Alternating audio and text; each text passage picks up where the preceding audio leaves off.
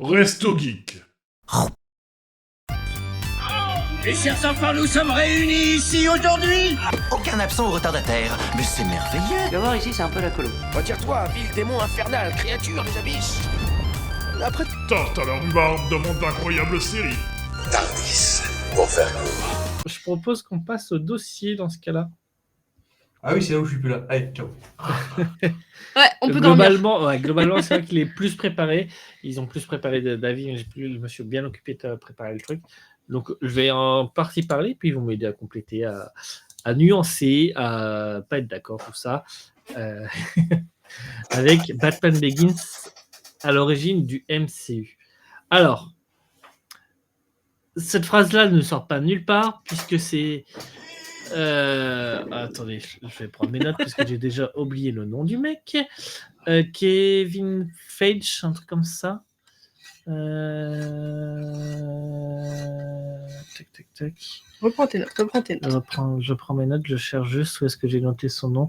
Ouais, Kevin Feige, qui est un des producteurs de beaucoup de films de Marvel, qui a dit que Batman Begins c'est la plus grande chose jamais faite pour le cinéma de super-héros et que ça a grandement impacté, influencé le MCU en termes de films sur le fait d'avoir des origin story et de mettre de l'argent dedans. Est-ce que c'est vrai, est-ce que c'est pas vrai? On va y répondre un petit peu ce soir, mais globalement, il y a un peu de vrai quand même. Bien. Et on va surtout en profiter pour parler de la trilogie Batman de Nolan, puisque ça fait 20 ans que Batman Begins est sorti. Eh bien. Eh bien oui, tant que ça. Bien. Batman, est-ce que vous savez en quelle année ça a été créé? 70-80. Plus vieux. 60. Plus vieux. 40. Pas de beaucoup alors, parce que Batman il est de 40. Pas de beaucoup. 6, je crois. 39. 1939. 39? Ah merde, attends, Superman il est peut-être plus vieux que ça alors. Superman est plus vieux que ça, c'est le premier super-héros qui a été créé, Superman. Et Batman, ça doit être le deuxième. Dans Detective Comics numéro 27, par Bob Kane et Bill Finger, Batman apparaît pour la première fois, avec une vraie identité qui est Bruce Wayne, un milliardaire traumatisé par la mort de ses parents. Batman est caractérisé, contrairement à Superman, par un super-héros, pour être un super-héros sans super-pouvoir, qui dépend de sa force, de son intelligence, de ses gadgets et de son entraînement force. Ça va un petit peu avec. J'ai quelques images qu'on peut vous mettre aussi en même temps. Je vais essayer de les mettre un peu en même temps. Ça, c'est l'allée du crime où les parents de Bruce Wayne sont morts. Je pense qu'on connaît tous un petit peu l'histoire. Les thèmes de Batman sont surtout la justice, vs la vengeance. Non, je suis désolé. Le thème de Batman, c'est...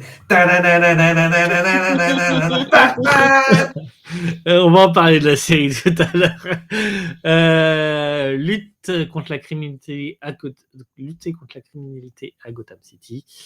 La dualité entre le fait de devoir faire Batman la nuit, Bruce Wayne le jour, compliqué, et pas mal d'ombre de psychologie avec du traumatisme, de la peur aussi, ça va dépendre des années, etc.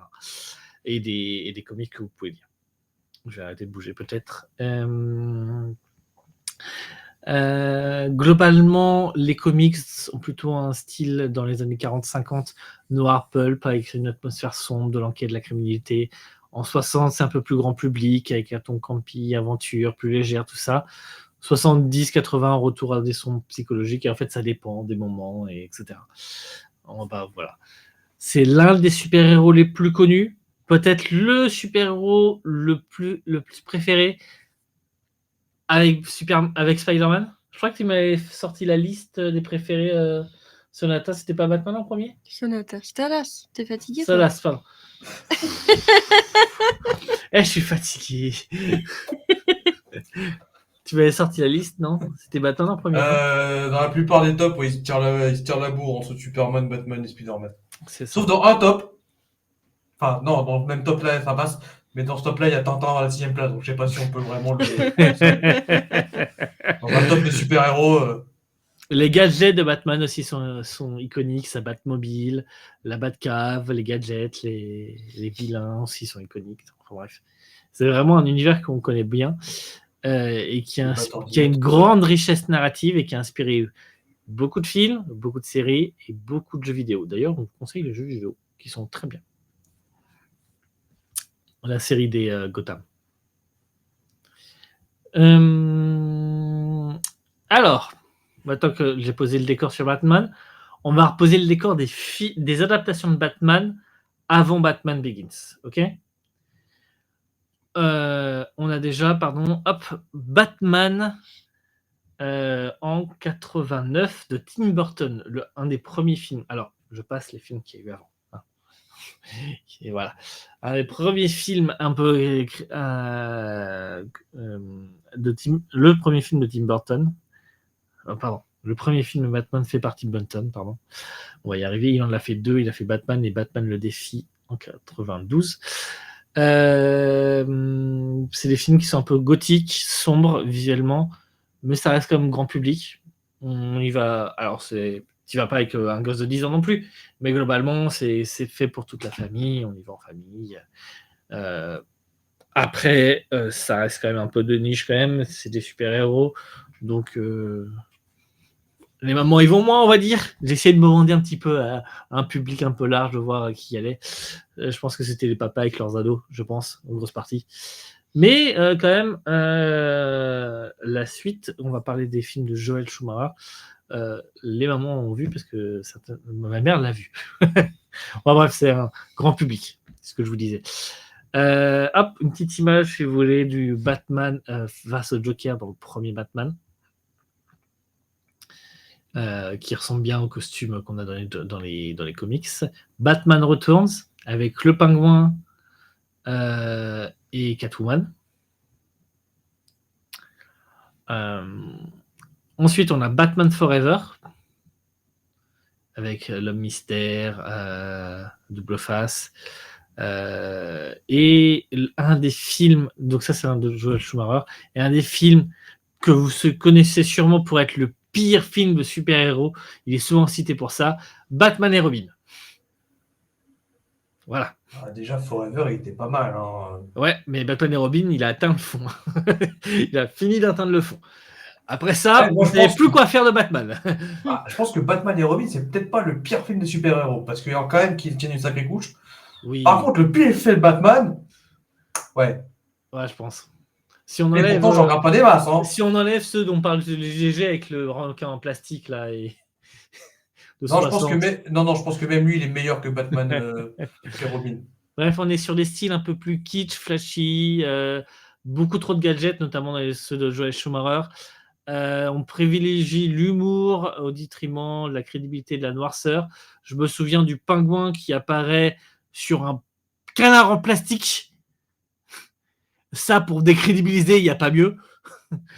Avec des pingouins qui ont plein d'antennes là parce qu'ils sont ils sont connectés au pingouin. Le super vilain. Enfin bref, vous avez compris. Voilà. Oui, le pingouin. On avait quand même un peu de gothique, de sombre, un peu de noirceur, mais pas tant que ça dans l'époque. On a quand même une super série animée, et c'est le moment Stalas, dans les années 90. C'est le moment Stalas. Il va pas te le faire juste pour te faire chier. Ah non, mais ça c'était avant encore. Putain. Bref, une super série que beaucoup ont vue, qui a rencontré un énorme succès.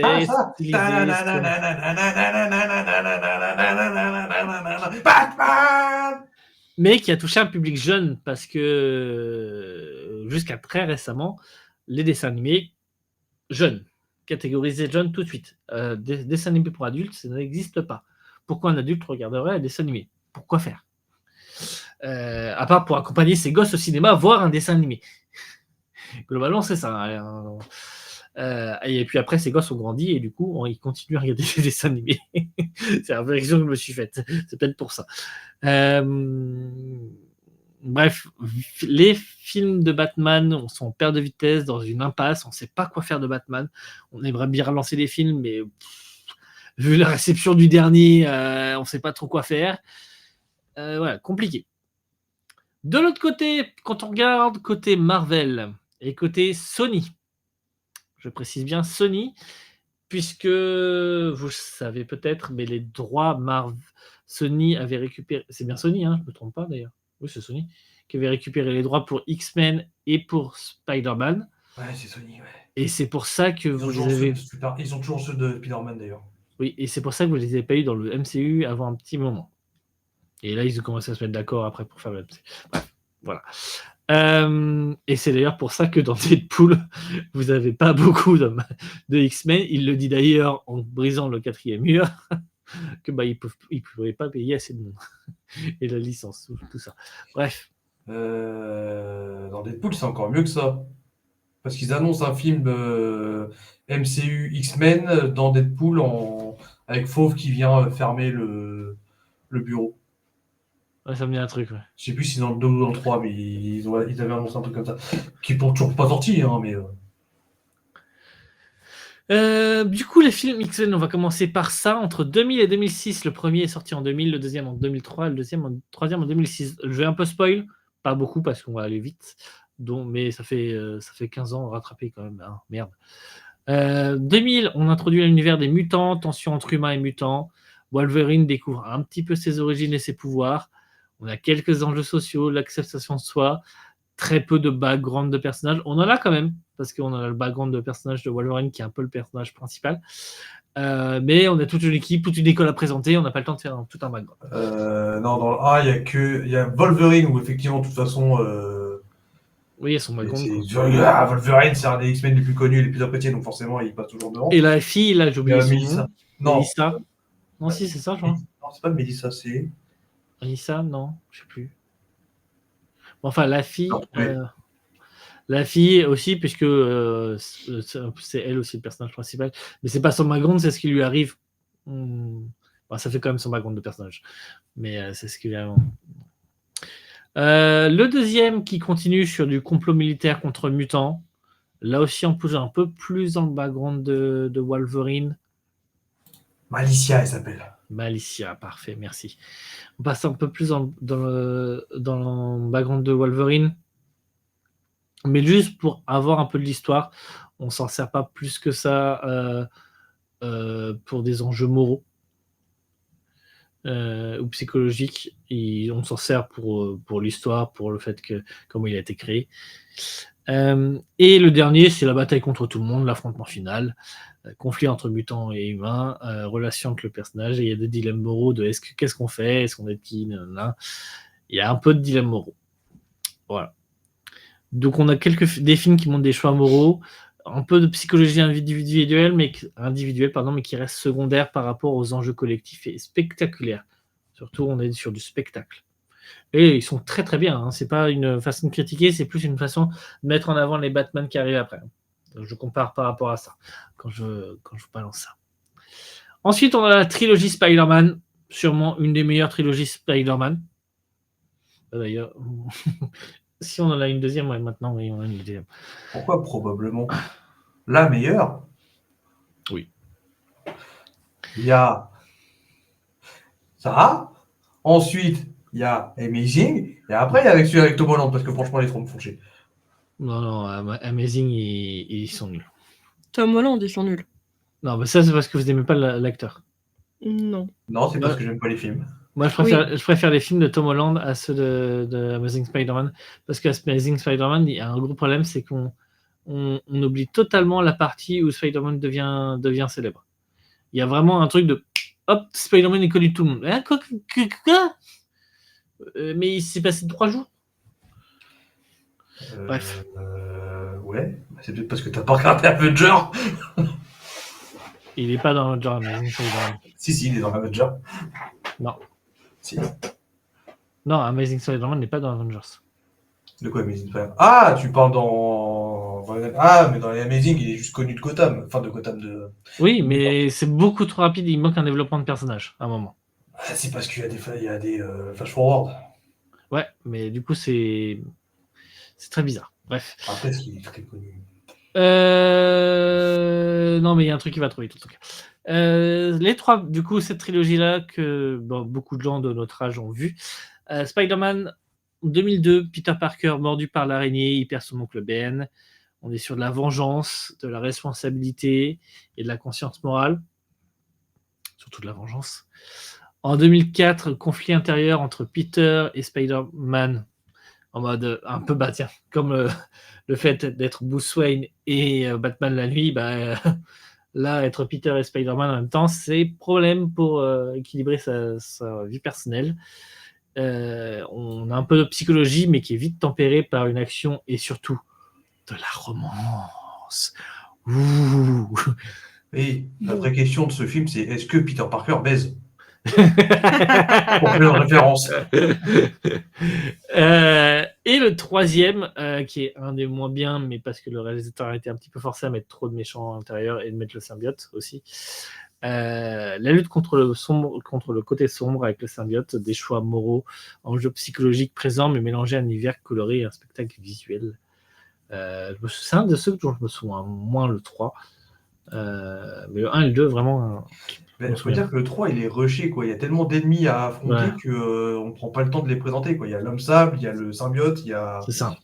le symbiote en x2 en plus, parce qu'il y a le symbiote du coup Spider-Man noir et le symbiote. Je sais plus si on voit la caméra comme ça. Et le symbiote par Flash. Je ne sais plus s'il s'appelait Flash dans le film, mais je vais l'appeler Flash quand même. Par Flash Thompson. Et derrière, on vous refout le bouffon vert. En plus. Alors, fils d'Ozzy, mais putain, là, tu fais. C'est dommage parce que je suis sûr que ça partait sur un bon sens, dans le sens. Enfin, ça partait dans un bon truc psychologique en disant, ouais, mais est-ce que finalement, on peut toujours basculer du bien vers le mal? Parce que l'homme sable. Mais je pense. T'as raison, c'est pour ça. Le fils Osborn, finalement, il est pareil, il est entre les deux. Et il va finir par pousser. Et même Spider-Man. Normalement, il donne le bon côté de la barrière, il passe dans l'autre. Donc, c'est un bon truc ce que tu dis. C'est que je pense qu'on n'a pas laissé au réalisateur le soin de faire ça. Parce que les producteurs avaient trop peur que ça marche pas. Bon, au final, ils ont arrêté après ça. Mais ouais. Là, pour coup, un film en 2 parties, ça aurait pu être bien. C'était pas trop le cas à l'époque. Voilà pour les Spider-Man. Et en 2008 arrive Batman Begins. Un film de super-héros qui n'est pas tout public, mais pour adultes. On parle pas de film avec des acteurs nus, Talas.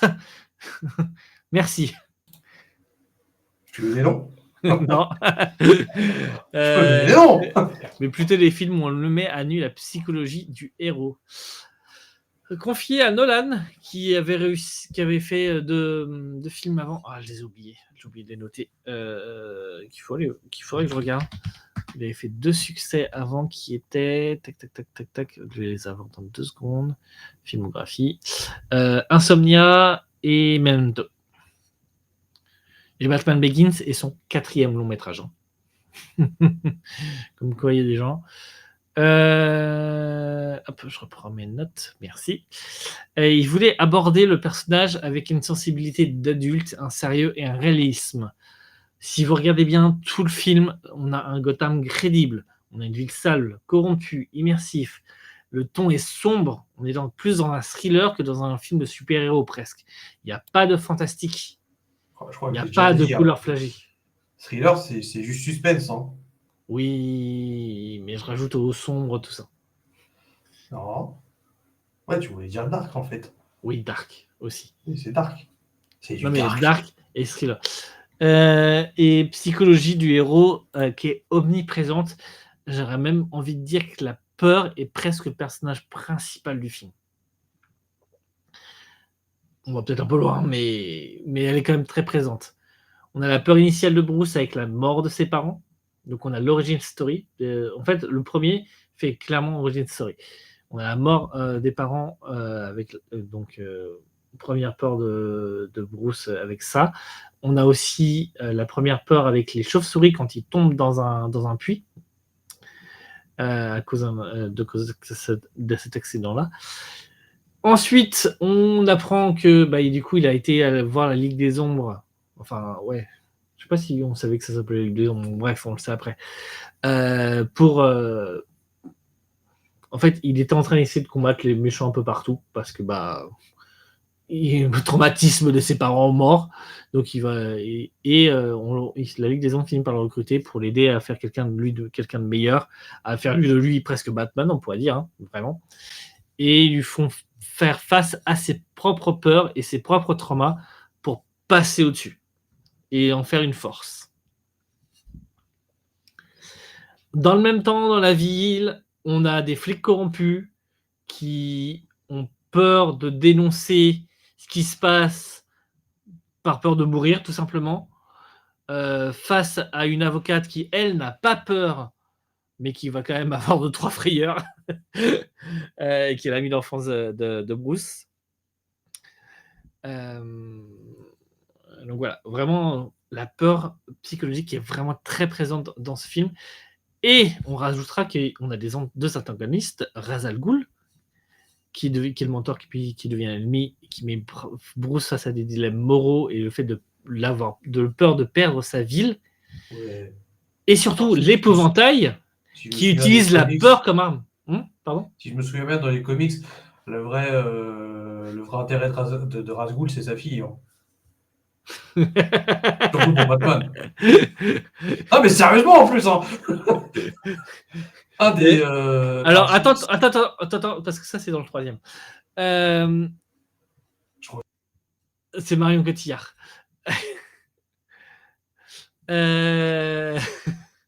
C'est pas des vannes. Et du coup, je disais, l'autre méchant du film, c'est l'épouvantail, qui utilise la peur comme arme avec le fait de faire délirer les gens et de voir des peurs un peu partout. Globalement, ça amplifie leur peur. Vraiment, un film sur la peur. Qu'est-ce que j'ai noté d'autre ? J'ai noté aussi qu'on était sur un film qui était très réaliste. Les gadgets sont inspirés de l'armée. La Batmobile, elle est fonctionnelle. Ça marche vraiment. Il y a beaucoup d'effets pratiques et peu de CGI.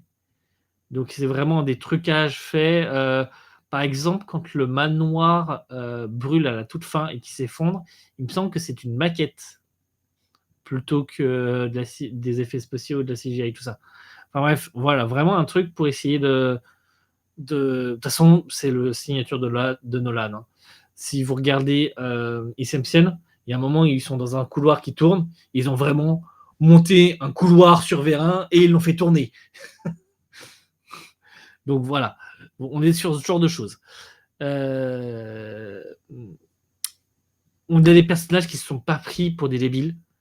Lucius Fox, Bruce Wayne va souvent le voir pour lui récupérer les gadgets. C'est jamais dit, enfin c'est un peu vite fait dit quand même, mais il comprend que Bruce c'est Batman, globalement. C'est pas un truc où ah là là, je vois rien, il prend des gadgets et je sais pas qui c'est.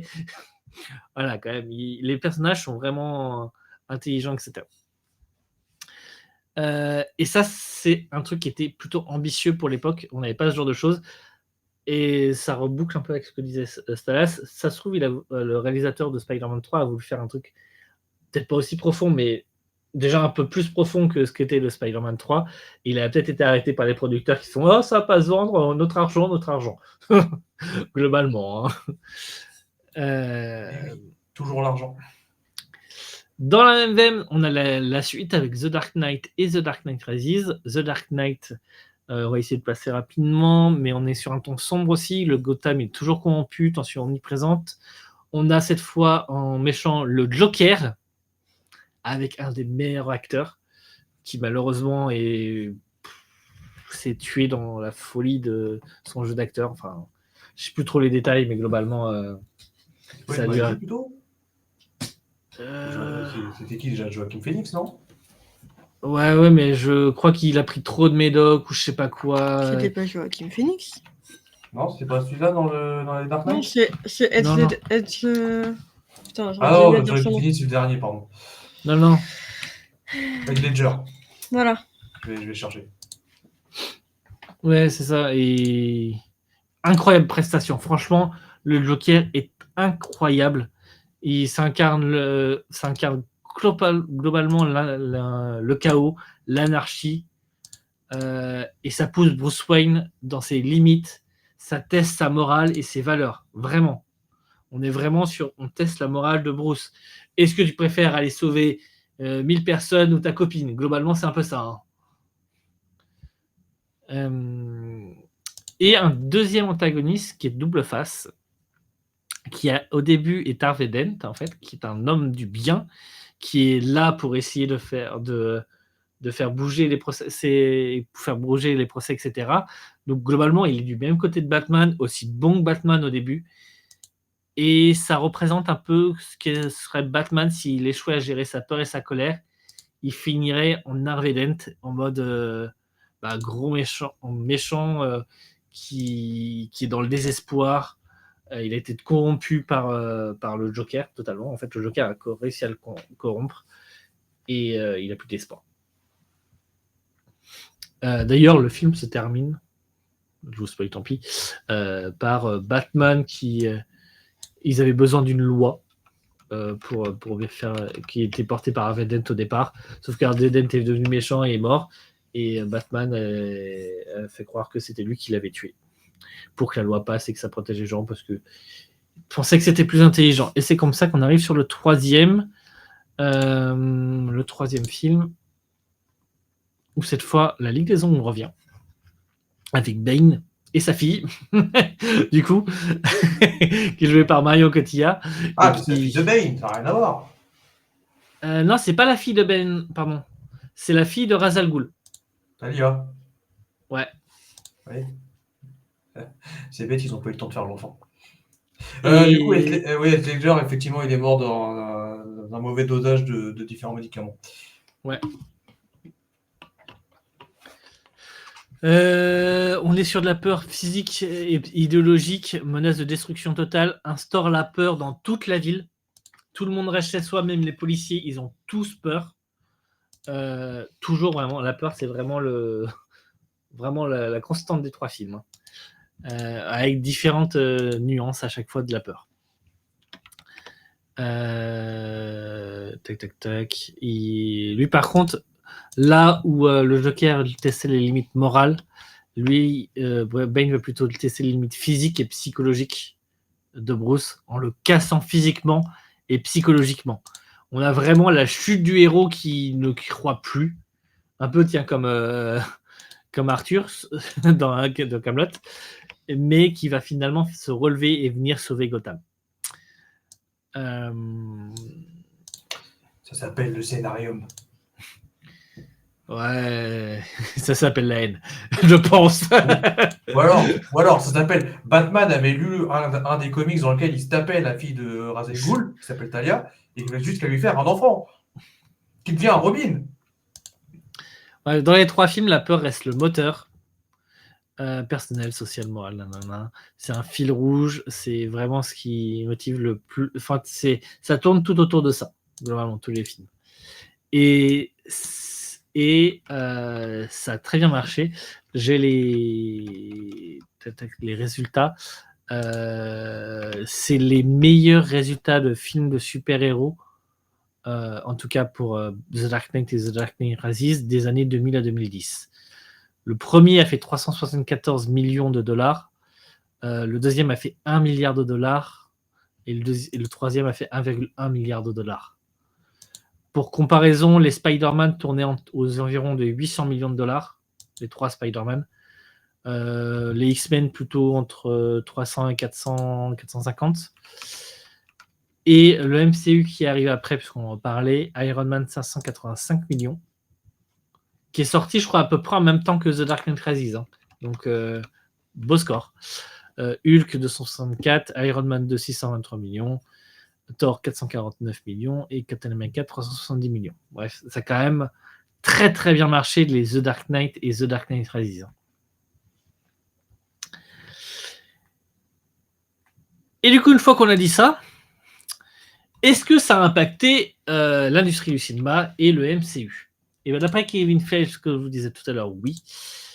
D'après ce qu'on peut en dire, moi je dirais que je pense qu'il y aurait eu un MCU quoi qu'il arrive, s'il n'y avait pas eu les Batman, parce que les Spider-Man avaient bien fonctionné. Après, ils n'avaient pas Spider-Man, donc c'était compliqué peut-être. Les X-Men fonctionnaient. Ça reste... Par rapport au Spider-Man, fonctionnait. Ça reste quand même des beaux résultats pour des films. Hein. Y a certains films qui aimeraient avoir ce résultat. Mais par contre, je pense que globalement, effectivement, ça a dû rassurer l'industrie, les The Dark Knight. De mémoire, il me semble que le MCU a été annoncé fin 2008. Et le lancement du truc, je crois que c'était de fin 2008 et que les premiers films sont sortis en 2000... Iron Man, c'est quelque chose... Non, pardon, fin 2005, pardon. Batman Begins, c'est 2005. Et que le premier film sont sortis en 2008.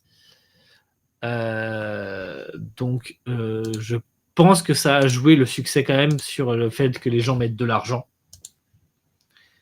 Et je trouve que ça a joué aussi sur le fait qu'on ait des... En tout cas, dans les premiers Marvel, j'ai un peu moins suivi les autres après, qu'on ait des origin stories qui n'hésitaient pas à être un peu sombres, même si le MCU reste très coloré. Hein. C'est pas aussi sombre que ça, mais on n'a pas hésité à enfermer Tony Stark avec des, comment ça s'appelle, des terroristes, etc.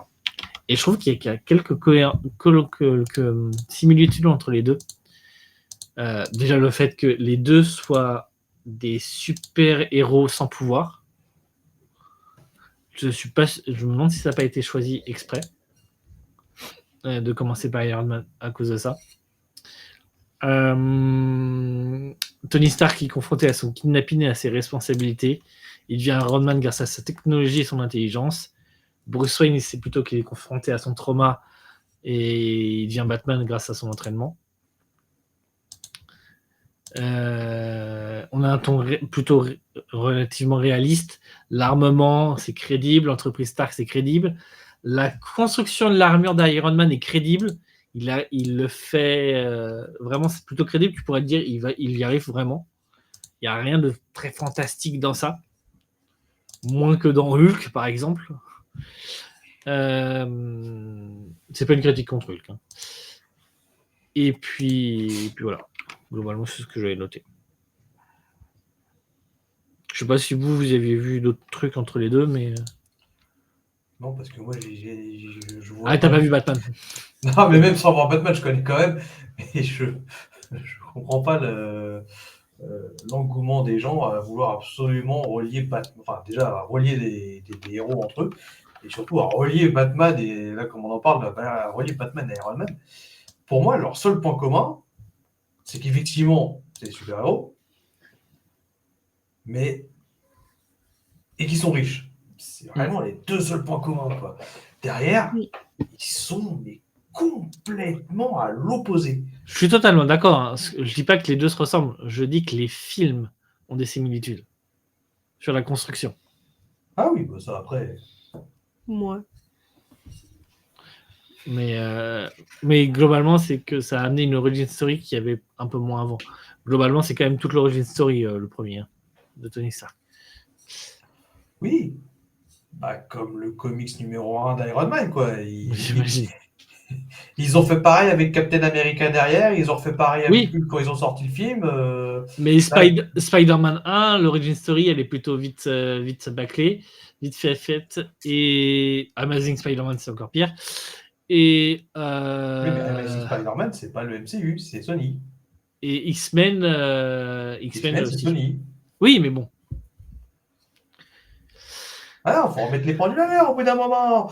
Si le MCU, il a voulu sortir, oui, après, c'est peut-être en s'inspirant de Batman, mais ça, j'en sais rien. Mais au bout d'un moment, je trouve qu'ils ont fait le bon choix, et la preuve en est que le MCU, finalement, au début, a très bien fonctionné. Le MCU a pu s'envoler et se développer, alors que le DCU, ça continue à être de inexistant, en fait. Bah, le truc, c'est qu'ils ont voulu reprendre... Le DCU, le problème, c'est que pour moi, ils ont voulu reprendre un peu ce qui a été fait par Nolan, mais en moins bien, en fait. Mais oui, Et écoute, ils ça se fonctionne sont perdus en mode on va faire plus sombre, mais l'histoire est un peu plus bancale, ou on va faire moins sombre, mais ouais, du coup, ils se sont perdus. Après, le MCU, il est pas. Enfin, pas plus coloré. C'est vrai que comme j'ai pas regardé beaucoup de films Bon, il est plutôt plus coloré. Mais de ce que j'ai vu dans les films du DCU, genre Batman versus Superman, genre de truc, c'est vrai que la colorimétrie est plus sombre, certes. Maintenant, est-ce que ça en fait que l'univers est plus sombre? Pas spécialement, mais. Les Dark Knight, ils sont très sombres. Bah, et si jamais tu mets la colorimétrie en sombre, forcément que c'est sombre. Non, mais par le fait que ça parle de la peur tout le temps, en fait. Maintenant, le MCU, c'est peut-être mieux dilué, mais quand tu commences à regarder, quand on commence à regarder avec de l'analyse, à chaque fois, les super-héros dans le MCU, ça va, il y a un problème, on tombe en dépression parce que c'est un problème qu'on ne peut pas régler, on s'allie, on se trouve une solution, on règle le problème. Le problème du MCU maintenant, c'est même que les super-héros, ils ont plus de faiblesse. Donc bon, on s'en fout. Ils tombent même plus, en fait. Bon, c'est pour ça qu'ils sont en train de mettre l'équipe C. Hein. S'ils en fait des dieux, il y a un moment, on peut plus rien faire. Mais c'est pas ça, c'est des dieux. Et d'autres impacts aussi. Là, il y a Netflix qui va pouvoir nous en parler. Il y a James Mangold qui disait qu'il s'est notamment beaucoup inspiré de l'approche réaliste et psychologique de Batman, des Batman de Nolan pour faire Logan, qui pour 90s et pour beaucoup est un chef-d'œuvre que je n'ai pas encore vu. Faut que tu le vois. Mais je sais pas ce qui est sombre vite fait dans Logan 90s. Qu'est-ce qui est sombre? Ouais, raconte-nous rapidement. Mais tout. Mais qu'est-ce que c'est l'histoire? Qu'est-ce que c'est l'histoire? Dans le film. Dans le film, c'est Logan vieux. Il y a tout dans le titre pourtant. Hein. Il y a Logan. Non, mais c'est Logan vieux, ok, oui. Qui est entre guillemets le dernier X-Men en vie avec Xavier, Professeur X, qui lui est tellement vieux que voilà. Et il va se retrouver avec une gamine qui a un peu les mêmes types de pouvoirs que lui. Et à s'en occuper, à la protéger, tout en protégeant le professeur Xavier, tout en d'étant vieux et n'ayant plus la forme qu'il avait pour faire tout ça. Il y a beaucoup de psychologie, j'imagine, à l'intérieur. Oui, mais c'est Logan, tout le temps, Logan. Ouais, mais là encore plus. Il est magique, ce film.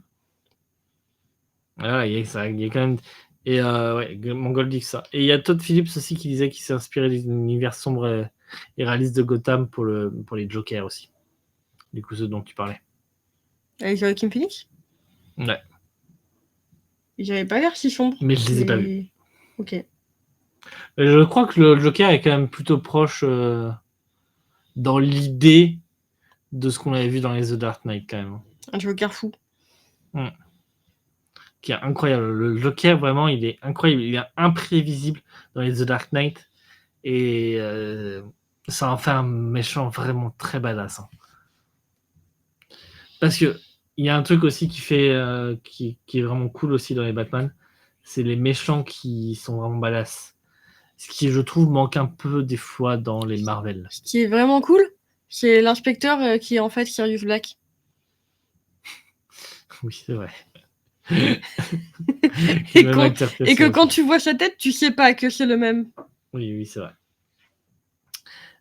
Bah après, il y a plein d'acteurs connus, etc. Et le film et la musique aussi est cool. Hans Zimmer, mon Dieu. Mais tu vas arrêter de lui sucer les pieds. C'est non. chose. Il y voue un culte. Ouais, mais c'est pas ma faute. Je me suis rendu compte, et vraiment dans ce sens-là, que la plupart des films que j'adorais, la musique était faite par Hans Zimmer. Et là, tu fais, ouais, il y a peut-être un lien. Peut-être. Il y a peut-être un lien. Non, mais du coup, voilà. Même si, par exemple, j'ai beaucoup aimé la musique qu'il a fait sur le film F1. Ah, quand même. Oui. Ouais. Je trouvais qu'il y avait des redites de Rush, des trucs, et qu'elle n'était pas si marquante. Bien. Est-ce que vous voulez ajouter des choses? Je fais presque un monologue, mais... Allez regarder Logan. Ouais, Oui. mais en même temps, c'est parce que je suis. Là, de base, je suis pas très film de super-héros. Là. Alors, c'est vrai que le MCU m'avait mis un peu dedans, mais même ça a fini par me passer. Mais Batman. Bah, moi, quand même ceux qui n'ont pas envie de voir la partie d'ici, je vous conseille, quoi qu'il arrive, les 3 films de Nolan, qui sont pour moi à part. En fait, c'est un peu comme Loki. Pour moi, tu peux les regarder à part du DCU. En fait, t'en as rien à faire du DCU. D'ailleurs, ils sont pas dans le DCU. Mais Tu t'en fous un peu bah qu'ils non. soient Batman. Ça pourrait être Parce un qu'il n'y a énorme pas de drôle. DCU. bon, ils ont essayé un petit peu. Et ils sont vraiment incroyables. Et j'aurais aimé avoir une suite à ces films-là parce que ça finissait sur un Robin qui découvre la Batcave. Et ça commençait à devenir intéressant. La fin du dernier film, pour moi, est incroyable. Il y a une poésie vraiment bien. Le seul truc qui va pas dans le dernier film, c'est la mort de Marion Cotillard, qui aurait pu être effectivement rejouée. Dommage pour elle, mais bon, c'est pas très grave. Ça arrive. Bon, ça va, ça fait que 15 ans qu'elle se le prend dans la gueule à chaque interview. C'est ça. J'espère. Oh putain, la pauvre. Ouais. Et il y a quand même quelques trucs où je crois que c'est dans le deuxième.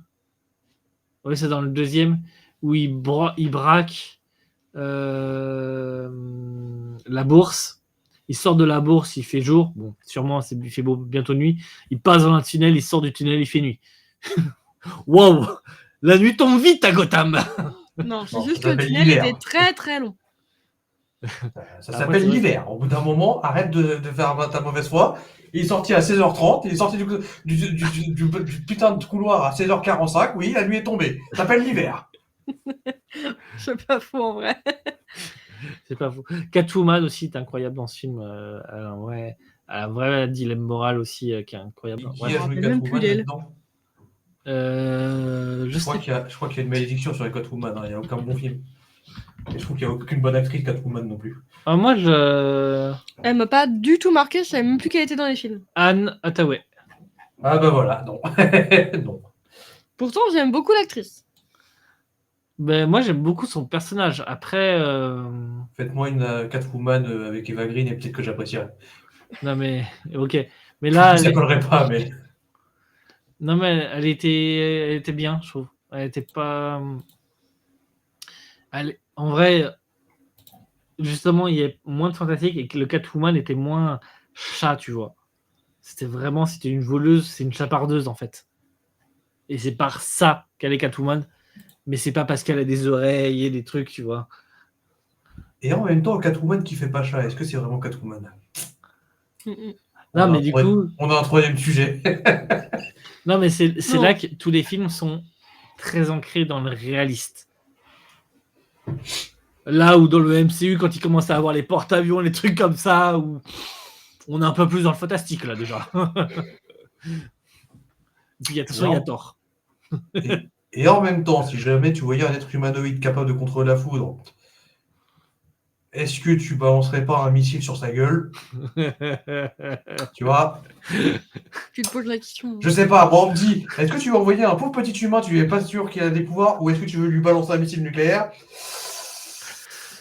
Ah, je pense que je pencherais plus sur le porte-missile.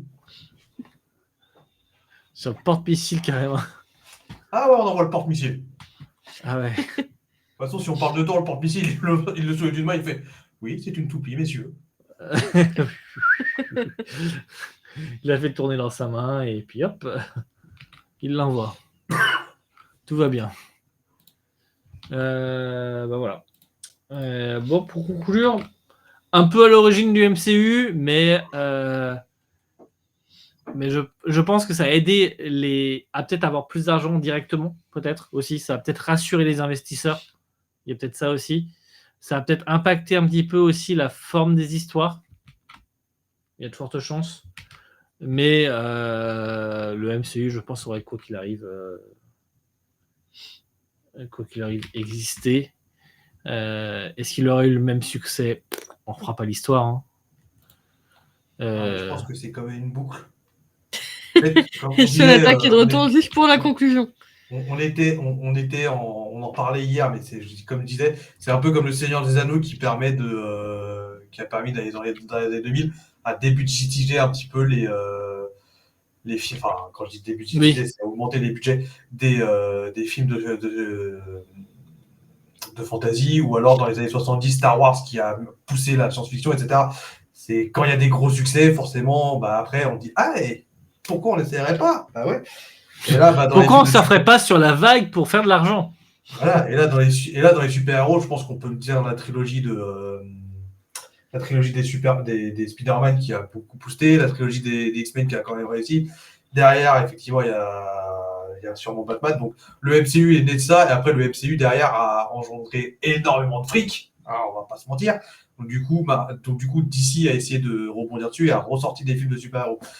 Là, pour le coup, ça a été moins réussi. Mais, et encore que les versions ne sont pas si dégueulasses à ce qu'on dit. Donc, je pense qu'en fait, ils se bouclent eux-mêmes, petit à petit. Oui, non, mais de toute façon, c'est s'entraînent comme les ça uns les fonctionne autres. l'industrie. Hein, mais heureusement qu'on a des gens comme Nolan, j'imagine, ou d'autres, n'importe qui des fois font des trucs un petit peu originaux, qui sortent un peu du lot pour réinventer le cinéma et sortir des choses. Pareil que Avatar. Hein. Avatar, tout le monde a voulu faire de la 3D après, puis ça s'est essoufflé. Ouais, mais Là, les super-héros, globalement, tout le monde en a marre. Hein. Il y en a toujours qui vont les voir, mais ça diminue, franchement. Et surtout que c'est il y a pas quel aller temps voir où ton film de super-héros. C'est aller voir ton film de super-héros en ayant vu les 10 précédents et les 15 séries autour. Au bout d'un moment... Exactement. Ça, je suis pas forcément. Moi, je suis pas d'accord avec ça. Après, c'est peut-être parce que même si je lis pas les comics, je me tiens quand même au courant de ce qui se passe dans les comics Marvel. Donc, peut-être que c'est pour ça aussi. C'est plus Mais pour ça, du parce coup, que j'avoue que dans certains films, t'es perdu. Hein. Quand je vais voir des films, ou quand je vois des films ou des séries et que j'ai pas tout ce qui avait fait, tout ce qui a été fait autour, je suis pas paumé. Par exemple, quand je suis allé voir Deadpool et Wolverine, j'avais absolument pas regardé la série Loki, j'avais pas encore regardé Doctor Strange. Mais Deadpool, c'est à part. Deadpool, c'est à part. Ouais, mais tout ce qui est lancé dans Deadpool, c'était de la série Loki. Ouais. Si. Si. Deadpool et Wolverine, si, complètement. Si, c'est le TVA. Oui, si. Putain. Si, complètement. Oui, mais Si, en fait, comme on a vu Loki après, j'ai pas tilté. T'as raison, putain. Oui, je sais que j'ai raison. Arrêtez de surpris. Ah putain, mais con. Mais du coup, non, c'est pas ça. Après, c'est peut-être parce que j'ai cette nature curieuse de me renseigner sur un truc. Parce que j'aime beaucoup les histoires Marvel. J'aime beaucoup les histoires Marvel, mais les comics, ils sont. En fait, le truc, c'est que les films Marvel, ils sont pas tous intéressants en termes de réflexion, de choses comme ça. Enfin, ils sont pas tous très intéressants et ils sont peut-être plus intéressants dans le fait que c'est un tout, mais pas intéressant unitairement comme l'est par exemple la série Loki unitairement. Et du coup, ça en fait que t'as besoin de voir le reste un petit peu pour qu'il y ait un intérêt pour aller voir le film. Et après, ça dépend des films. Des fois, c'est des mini-refs. C'est pour ça que, par exemple, j'ai regardé tous les Gardiens de la Galaxie, mais que j'ai sauté des trucs. Parce que, après, les Avengers, on parle pas des Avengers parce que ça réunit tout le monde, donc forcément, ça donne un peu plus. Mais je pense qu'il y a ça aussi. C'est pas forcément intéressant de le voir, si t'aimes pas le truc. Non, c'est pour ça que moi, je m'emmerde pas. Hein. Je me suis jamais emmerdé avec le MCU à être à jour. Hein. Si je veux aller voir un film, je vais voir un film. Hein. J'ai regardé Doctor Strange 2 sans regarder Doctor Strange. Hein. J'ai regardé le dernier Spider-Man, putain. J'ai pas regardé le dernier Spider-Man. Oh, le fanservice. Fanservice, donc. Et en même temps, je me suis déjà forcé à regarder le 1. J'ai un doute sur le 2, je suis même pas sûr d'avoir vu. Et puis, Je voudrais pas voir le suivant. Et puis, vu le dernier film que je me suis forcé à regarder en disant, allez, les avis sont critiques, tu sais que c'est de la merde, mais tu vas quand même regarder pour faire ton propre avis. Je vais pas essayer Spider-Man 3. Est-ce que ce serait pas par hasard Astérix Obélix si tu... je sais plus comment il s'appelle. Tu veux pas en parler. Voilà. Et bref. Je dirais juste, je suis content de l'avoir vu gratuitement. Je comprends. Écoute, il y a des avis variés. Il y a des personnes qui l'aiment aussi. Hein, comme ça. Oui, mais tant mieux, chacun ses goûts. Hein. Je crois que dans les personnes connues, il y a par exemple Thomas Dezard, je crois qu'il aime. Je blague souvent en disant que c'est un film de merde qui ne devrait pas avoir été produit, mais ça fait partie du background cinématographique et ils ont eu raison de le faire. Après, il y aura peut-être d'autres choses de bien. Oui, c'est ça. Et c'est vrai que ça ne plaît pas à moi, que ça ne peut pas plaire à quelqu'un d'autre, faut pas déconner non plus. Oui. Il y en a qui n'aiment pas Doctor Who.